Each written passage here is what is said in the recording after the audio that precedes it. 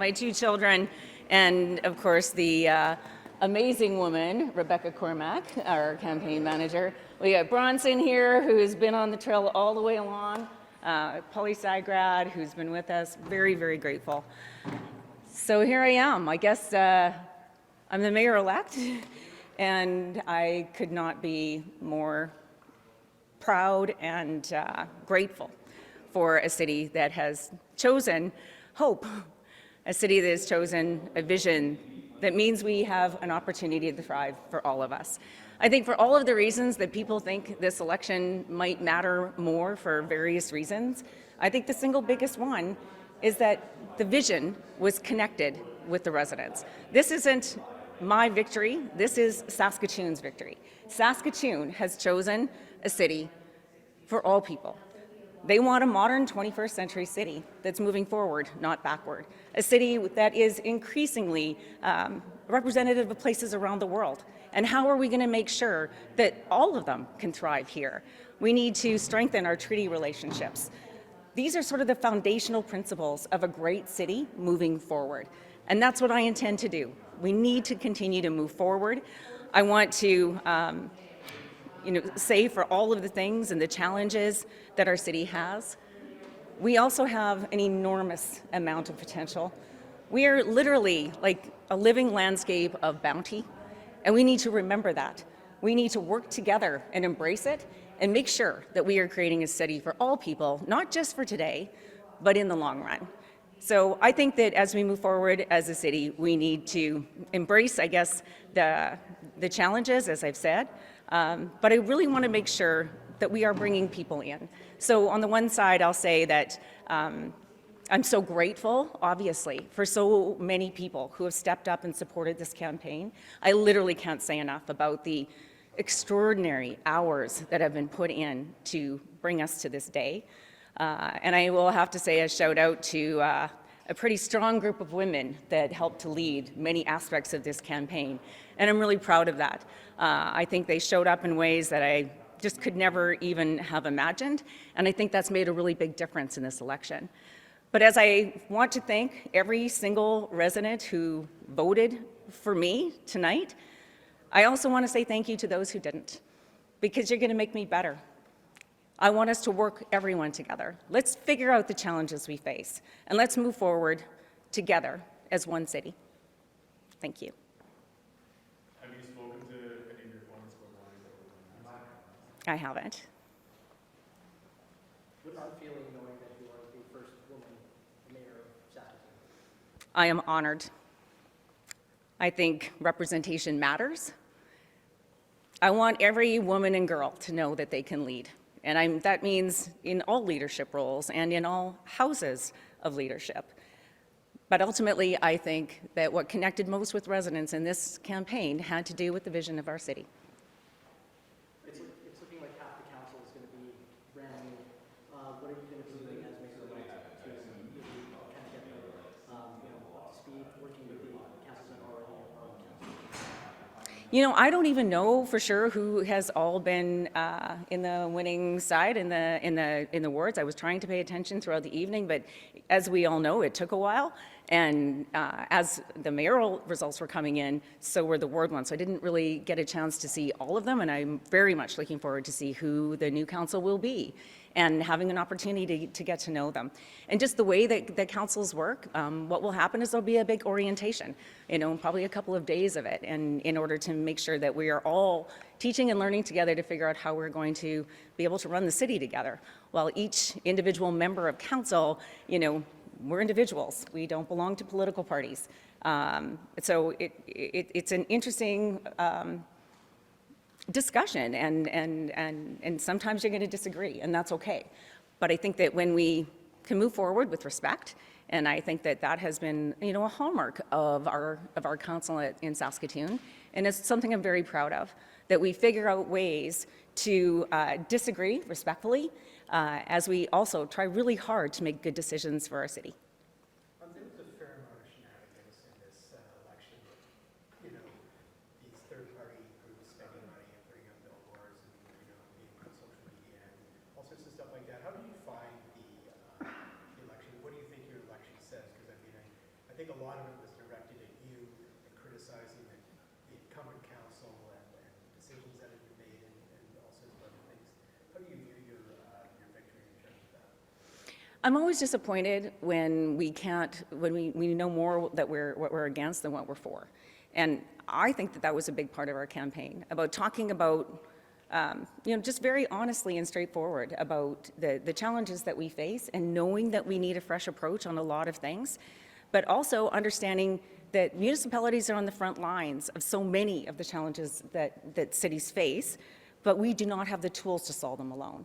And I think when folks understand that, we have a better chance to work together. It's why so much of my plan calls for bringing residents and businesses to the table, so that we are making sure that the decisions we are making are more public-facing in a way that people feel more included, so that we have ownership about the ways that we're going to problem solve together.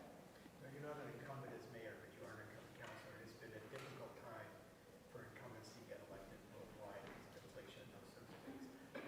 How do you think you overcame that, or do you feel you had to overcome it? Well, I think it was very helpful to have an amazing team.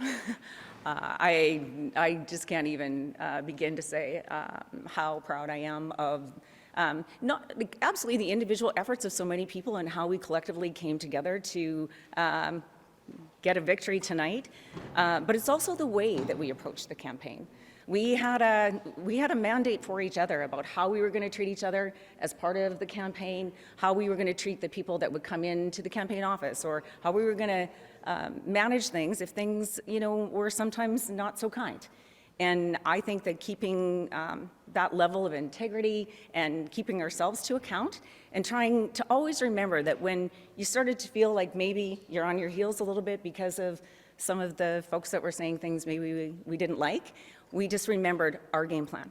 And we looked forward, and we just kept connecting on the doors and meeting people in Saskatoon as often and as much as we could. And I think ultimately that's what people want. They want they want leadership in their city that's being honest with them, that are genuinely trying to move things forward to solve problems with them, and also with an eye to the future, so that there's hope, and there's so much hope here. We have so much to be grateful for, and I think that's a message people want to hear. Cynthia, you said, I spoke with you a couple weeks ago, and you said that you had a plan to go stay with your children, and throughout the day you were thinking of your husband and that he was your North Star. Do you think he was? Yes.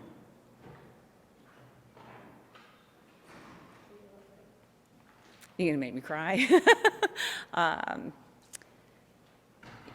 I think so much of what I've learned in my adult life since I was married is how important it is that when you wake up in the morning that you can look yourself in the mirror. And that's what he would say to me every time we had a super hard decision to make. And since he passed, clearly there have been a lot of really tough decisions to make.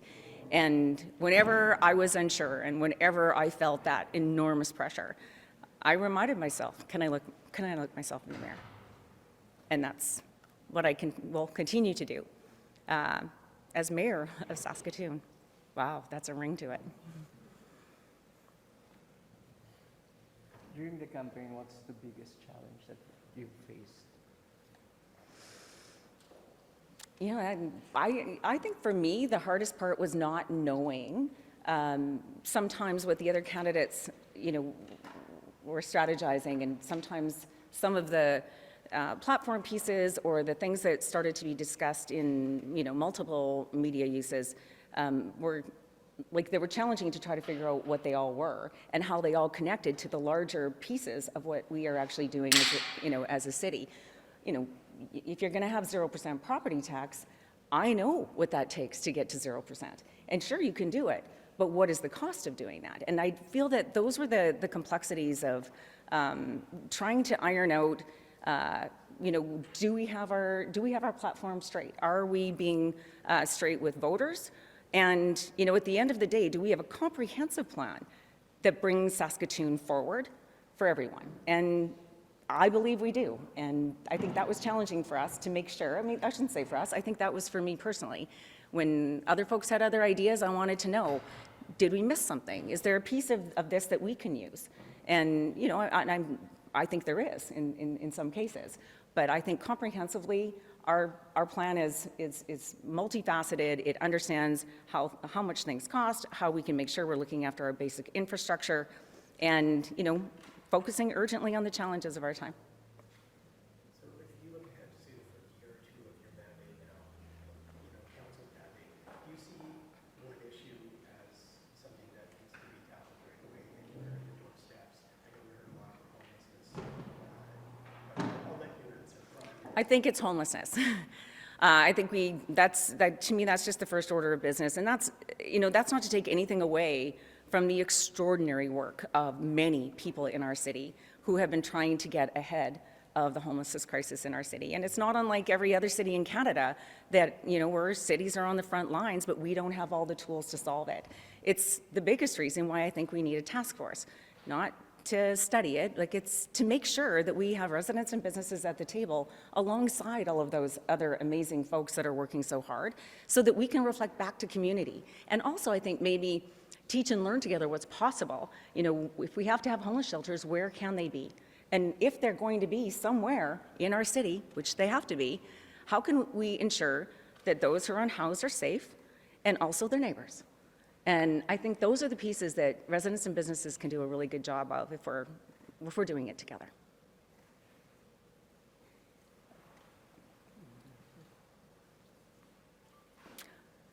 Those are all the questions? Okay, well, that's wonderful. I guess there was probably maybe just one other thing as I was talking tonight that, it hasn't really come up foundationally in the campaign.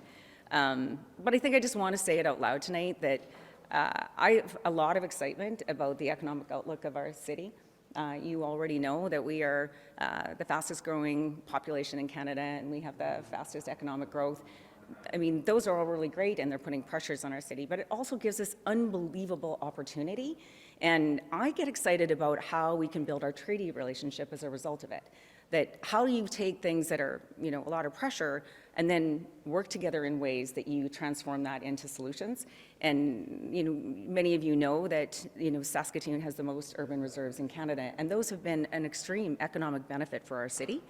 And I look forward to how we can do more with our treaty relationship and building that economic development to really put some action in economic reconciliation.